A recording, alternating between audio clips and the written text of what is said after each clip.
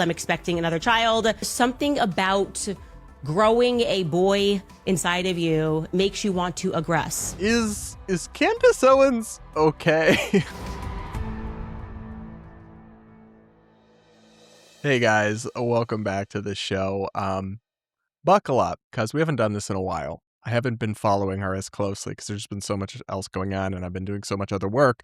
But we're going to check in with Candyland, the wonderful and wild world that is podcaster and conspiracy theorist Candace Owens's brain. And this one's a little more lighthearted because we're also going to weave in Tucker and some not so lighthearted stuff. But Candace Owens just announced her pregnancy. Once again, she's pregnant, and congratulations. I'm wishing you, despite our many disagreements and me criticizing and pushing back on a lot of her theories, of course, I'm wishing her health and safety in her pregnancy and all the best. But she announced it in a way that I have to say is unusual. Let's watch this clip from her show that she posted on her Instagram account. You guys were correct. I am with child. I'm expecting another child. A lot of you guys had sussed that out genuinely within the first 4 weeks of my pregnancy. I actually found out, I am not kidding, that I was pregnant from you guys. You guys were in the comments. You were asking questions. You were like, Candace has a very unique attitude that she's known to have when she's pregnant with a boy. It's kind of sus. I think she's pregnant. Wait, so she's saying that her fans guessed that she was pregnant because she was acting like extra unhinged or spicy. And what's amazing about that to me is how could you distinguish that from how she is normally? Genuinely, like, she does for her Instagram account these videos that are kind of funny. They're kind of clever. She's like great at marketing and social media branding and all this stuff, where it's like never skip 10 seconds. Then it shows her jumping from talking about, Trump to Brigitte's penis, then again instantly to like French legionnaires to like Egyptian planes or something. And they lean into it, which I guess I appreciate as far as a bit is concerned. But yeah, how would you distinguish crazy pregnant Candace from normal Candace? I would not be able to do so, and I've consumed many hours of her content at this point. But okay, congrats, I guess. Yes, you were correct. I learned from you, and then I found out that that is indeed the reason, as it always is, that I grow sort of increasingly violent when I am, something about growing a boy inside of you that makes you want to aggress. That's how. I'm not sure that's a thing. That doesn't sound real. Can't say that I'm an OBGYN, but I don't know that that's a medical evidence-based phenomenon that Miss Candace is describing. I don't know. My audience has a lot of women who've been pregnant with boys, maybe a lot of moms. Did you at any point feel violent or homicidal because of it? Which if you did, I mean, that's maybe a hormone thing, maybe something to talk about with your doctor. But what I'll come back to with this, though, is maybe, if you're experiencing all of this, you are not, in fact, the best placed person to be engaged in a truth-seeking, rational operation about what really happened to Charlie Kirk.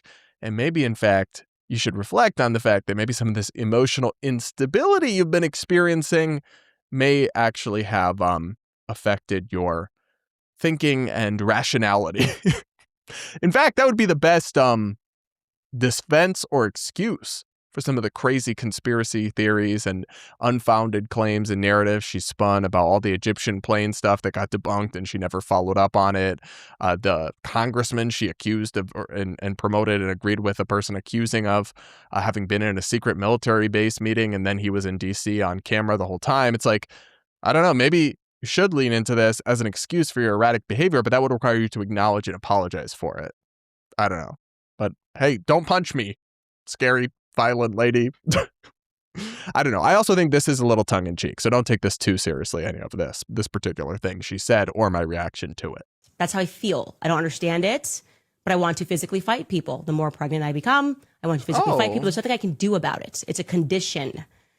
And yeah, a lot that we're going to unpack today, but I wanted to get that done at the top of the show. Let you guys know that you are really annoying for knowing first. I shouldn't be finding this out from the internet.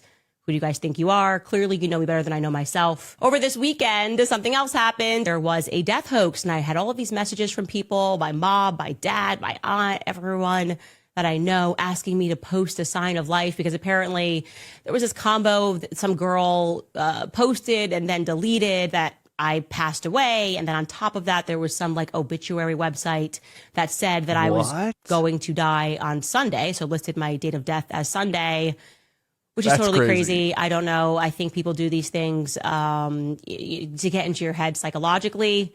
I did not die this weekend. People were then emailing me saying, don't go out on Sunday because this pre-obituary exists.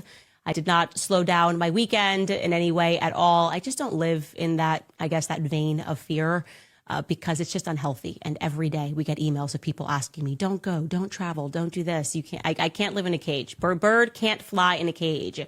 So I did a lot of things this weekend, but dying was not one of them.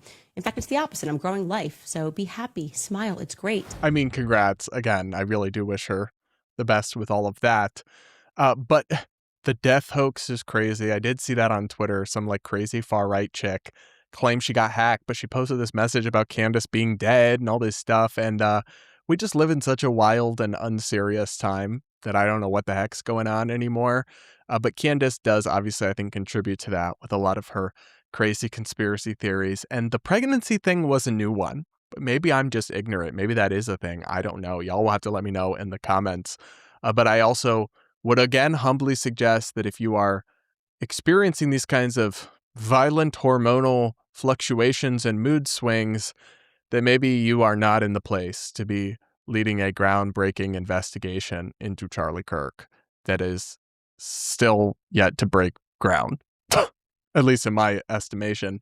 Now, speaking of a similar figure to Candace, I want to also, and of course about Charlie Kirk, may he rest in peace, I want to also talk about Tucker Carlson, the conservative media mogul who has become increasingly conspiratorial and fringe as well. And he just said this on a podcast interview about Charlie Kirk that had me truly, truly scratching my head. Listen up. Charlie Kirk was murdered. Yeah. And he was not murdered for his opinions on transgenderism, obviously.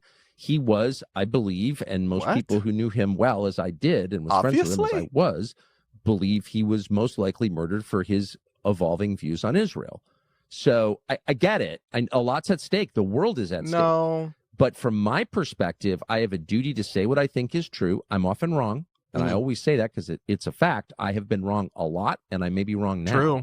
But I am sincere. I'm saying what I believe is true, and I'm going to continue doing that no matter what. Okay, well, he can continue saying it, but I'm going to say that it's insane to suggest that it is obvious. Tucker does this a lot. He says something is obvious that he's just asserting and is absolutely not obvious or substantiated.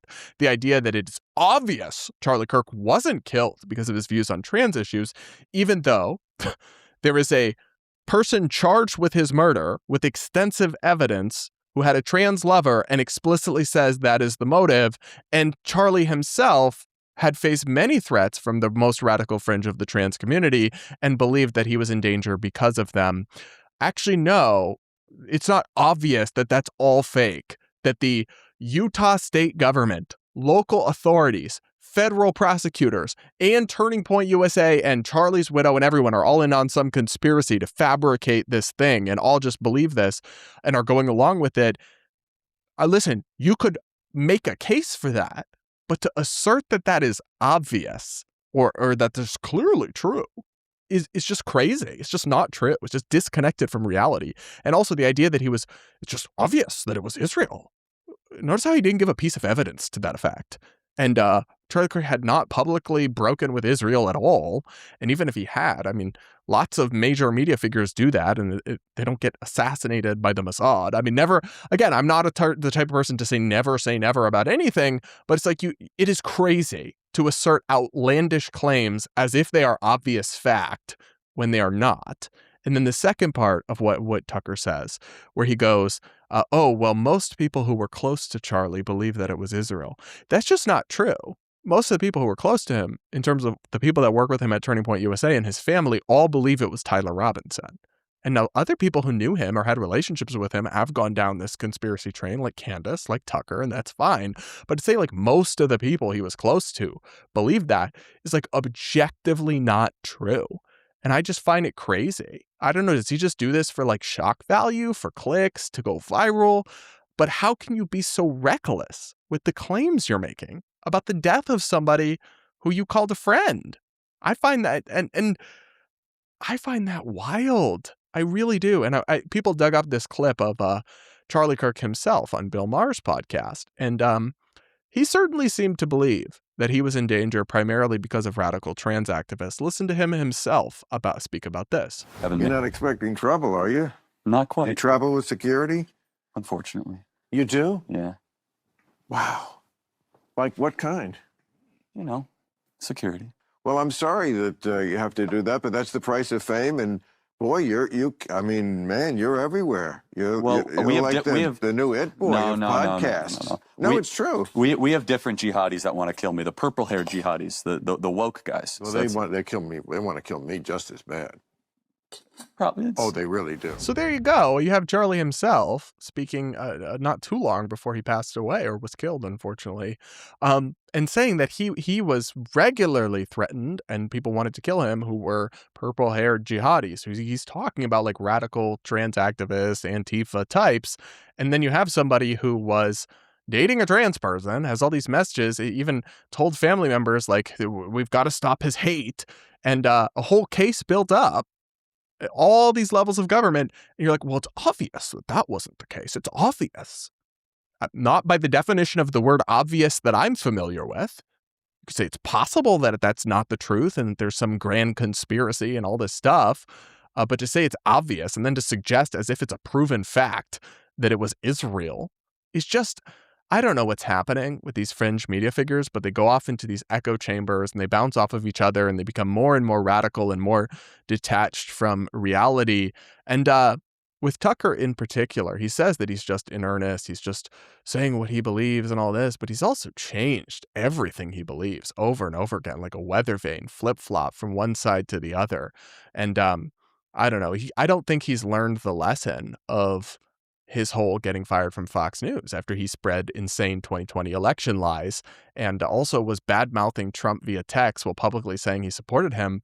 I get that he's a very charismatic figure, but I really cannot respect the way he uses his platform and the absolute recklessness with which he makes assertions and claims. And then there's just this like gaslighting nature to him where he pretends things that are totally unproven that he's asserting are just obvious and everyone knows, and then acts like you're crazy if you're like, wait, what are you saying? While he's providing no evidence for the claims that he makes. But he just goes, oh, oh. His little guffaw drives me crazy. But that's the latest from Tucker. So you guys let me know what you think. I find Tucker and Candace to both be very interesting and compelling figures, but I do find myself pretty bothered by a lot of the ways in which they're using their media platforms these days. But I want to hear from you. Let me know what you think in the comments below. Make sure you're subscribed if you aren't yet. Do hit the like button, and we'll be back with more real soon.